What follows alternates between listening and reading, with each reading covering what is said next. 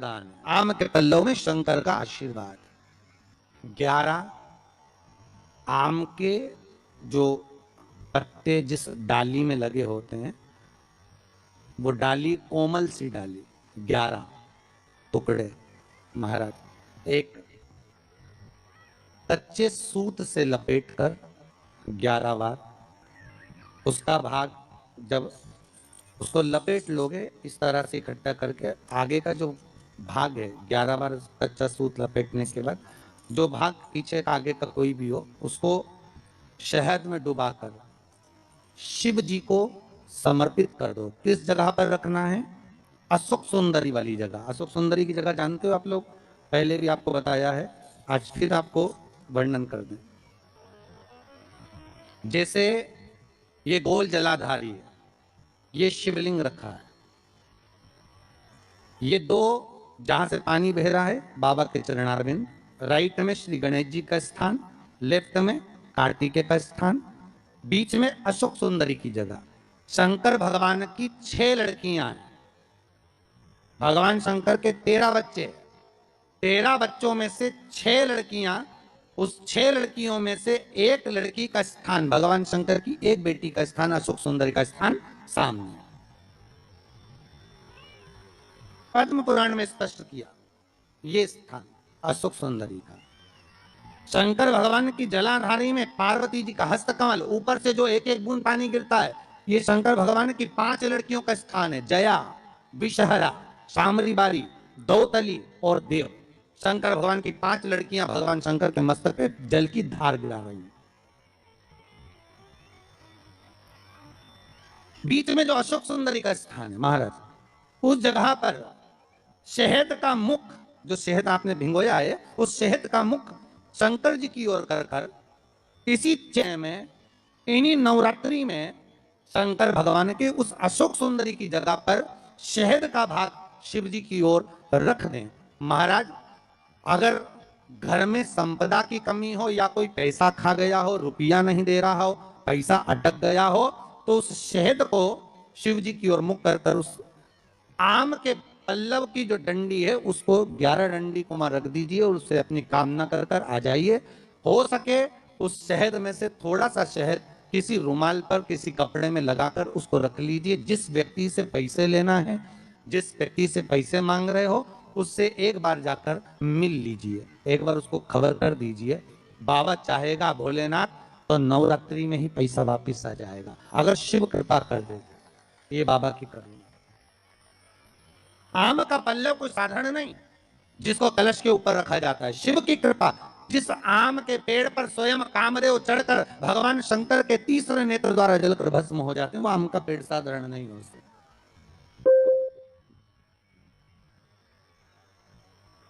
सहज नहीं है।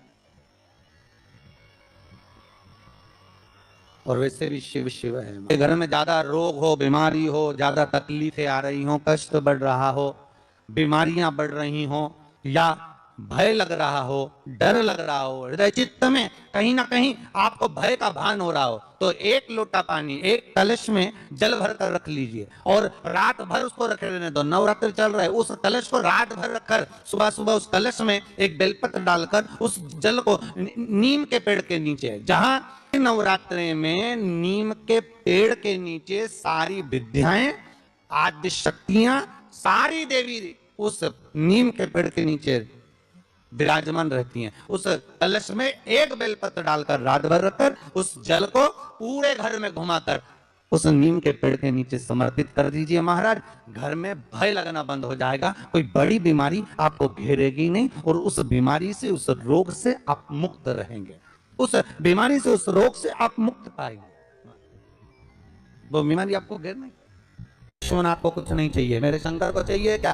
अगर आपके जीवन में ऐसा लगे कि बहुत बड़ी बीमारी आ गई और आपके घर का व्यक्ति वेंटिलेटर पर पड़ा हुआ है, तो शमी के वृक्ष के फूल ले आओ 7, और शमी के वृक्ष के 7 फूल लाकर एक एक फूल शंकर भगवान को श्री शिवाय नमस्तुभ्यं कहकर उस व्यक्ति के लिए जो पड़ा हुआ है, अंतिम सांस गिन रहा है, जिसको अटैक आ गया, अंतिम सांसों में जो गिन रहा है, उसके नाम से भगवान शंकर पर चढ़ाना प्रारंभ कर दो। मात्र 7 पुष्प, उस शमी के वृक्ष के 7 पुत्र, 7 पुष्प आप शिव को समर्पित करिए, उसका नाम और गोत्र बोलकर, और भगवान शंकर का मूल मंत्र श्री शिवाय जम के बोलिए, श्री शिवाय नमस्तुभ्यम बोलकर एक एक शमी का फूल शंकर पर चढ़ाना प्रारंभ कर दो। फिर आगे वो विश्वनाथ की मर्जी है, वो प्राण कैसे लेकर वापस आता है, उस काल से छुड़ाकर महाकाल कैसे लाता है, ये वो जाने। आपका फर्ज केवल आप अदा करिए। जब अंत में डॉक्टर भी हार जाते हैं, जब अंत में डॉक्टर भी कर देते हैं कि अब हमारे बस का नहीं है, अब तो उस परमात्मा के हाथ में, मतलब डॉक्टर को भी मालूम है कि एक को डॉक्टर बैठा हुआ, एक डॉक्टर और है, वो बस वो थोड़ा सा दूर तो रहता है और करीब भी बहुत है। कई लोग कहते हैं गुरुजी वो कैलाश पर रहता है बहुत, तो उनको बुलाएंगे तो आएंगे। हमने कहा कैलाश पर तो रहता ही नहीं है, जहाँ भक्त है वहाँ भगवान, वो दूर तो रहता ही नहीं। आप तो बस केवल उसको बुलाने का प्रयास करिए, आप दिल से बस उसको हाजिर, वो दिल से बुलाओ तो उसको। इसलिए देवी भागवत में लिखा है कि नवरात्रि में एक दिन, जैसे प्रतिपदा है, पहला दिन है तो एक कन्या का पूजन करो, द्वितीया है तो 2 कन्या का पूजन करो, तृतीया है तो 3 कन्या का पूजन करो, चतुर्थी है तो 4 कन्या का पूजन करो, पंचमी है 5 कन्या का पूजन करो, छठे 6 कन्या का पूजन करो, सप्तमी है 7 कन्या का पूजन करो, अष्टमी है 8 कन्या का पूजन करो, नवमी है जम के बोलो 9 कन्याओं का पूजन करो। और अगर इस तरह से आप पूजन नहीं कर सकते नवरात्रि में, तो 9 कन्याओं का पूजन एक साथ, या तो अष्टमी के दिन या नवमी के दिन कर दो, या मध्य में बीच में भी आप कर सकते हो एक। पर अगर आपकी कोई कामना है, आपकी कोई इच्छा है, मालूम पड़े, जैसे कई लोग कहते हैं कि हमारी इच्छा है, हमारी वो मकान नहीं बिक रहा, या हमारी वो जमीन नहीं खरीदी जा रही, या हमारी कोई कंपनी नहीं चल रही, या हमारे काम में ये अड़चन आ रही है, तो नवरात्रि में 4 नवरात्रि में से किसी भी नवरात्रि में आप नियम बना लो कि एक कलश की स्थापना कर एक दिन में एक कन्या का पूजन कर उसको भोजन कराना, लाल वस्त्र देना, लाल चुनरी, दूसरे दिन में 2 कन्याओं का पूजन कर लाल वस्त्र ओढ़ना, लाल चुनरी देना, तीसरे दिन में 3, चौथे दिन में 4, पांचवें दिन में 5, ऐसे 7-9 दिन तक एक एक कन्याओं के क्रम को बढ़ाते बढ़ाते बढ़ाते बढ़ाते आप उस पूजन का विधान प्रबल कर सकते। क्या मैं नवरात्रि में अगर मान लो कोई साधना करना हो तो कौन सी साधना करना चाहिए? हम किसकी आराधना करें? हम 9 दिन तक किसकी साधना करें?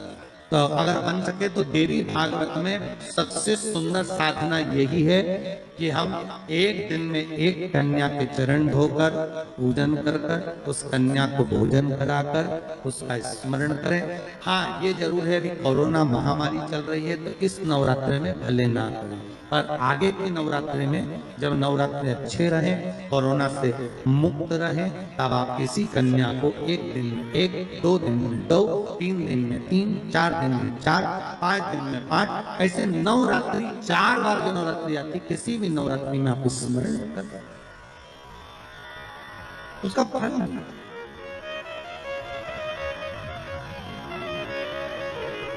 उसका फल होगा।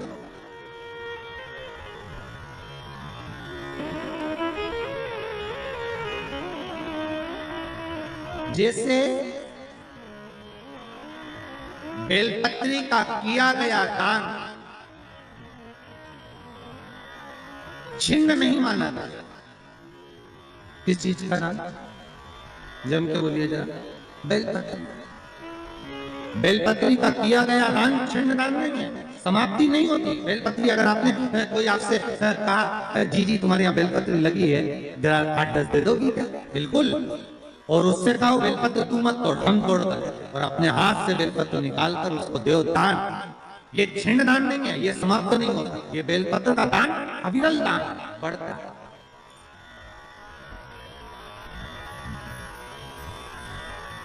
सुख का भाग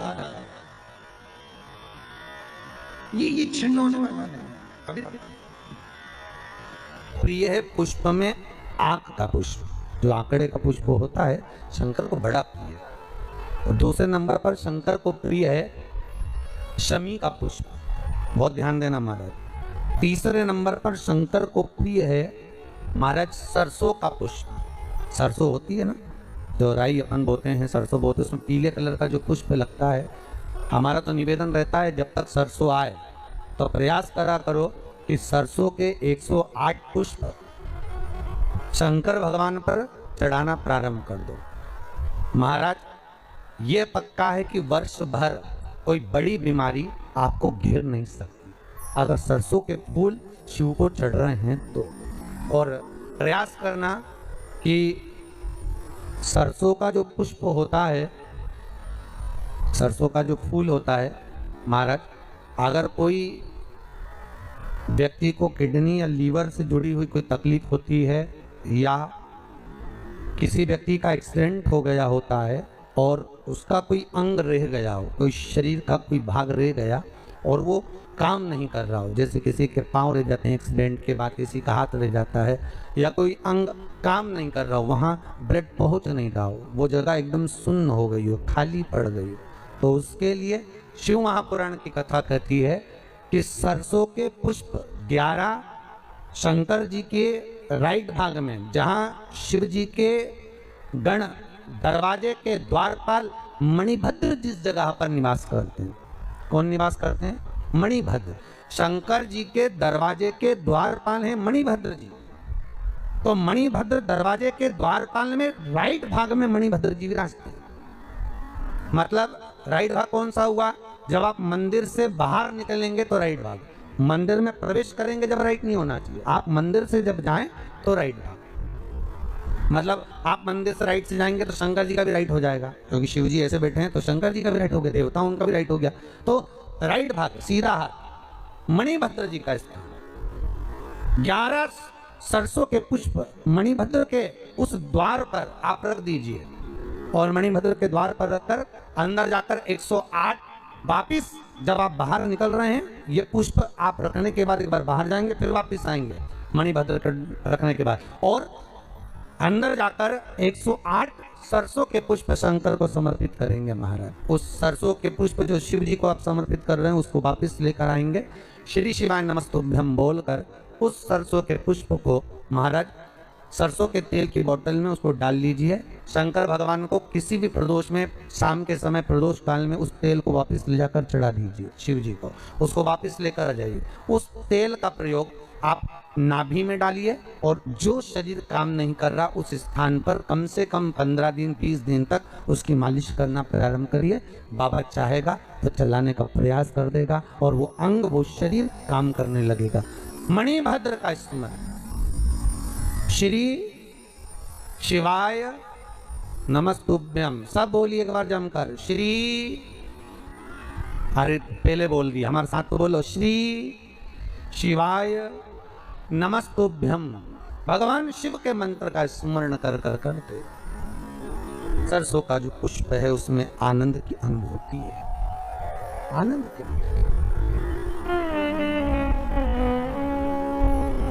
नवरात्रि चल रही है, मान लो कर्जा बहुत ज्यादा मात्रा में हो गया हो, पीक अच्छी नहीं आई हो, फसल अच्छी नहीं आई हो, बहुत टेंशन की जिंदगी अगर चल रही हो, बहुत चिंता ग्रसित कर रखी हो और ऐसा लग रहा है कि पैसे की आवक कहीं से नहीं है और टेंशन बढ़ता जा रहा है, तो ये नवरात्रि जब पूर्ण हो तो दशमी जब तिथि आए, 9 दिन पूरे होने के बाद जब दसवीं तिथि आए, दसवीं दशहरा, चैत्र का जो दशहरा, नवरात्रि पूर्ण होने के बाद में जो दशमी तिथि आए, समी के पत्ते 5 दुर्वा, 5 बेलपत्र भगवान शंकर के मंदिर में